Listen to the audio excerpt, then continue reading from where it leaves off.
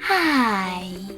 In front of me is an Android 13 and today I would like to show you how you can rename it.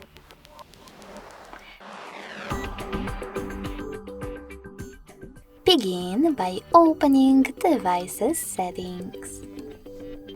In them, scroll all the way down and click on About Phone. Now select device name and type in wherever you wish there. When you're ready, click on OK and then select OK in device name pop-up about visibility. So when I do that, as you can see, name of my Android has changed. Thanks so much for watching. If you enjoyed this video, smash that like button, comment and subscribe. Bye!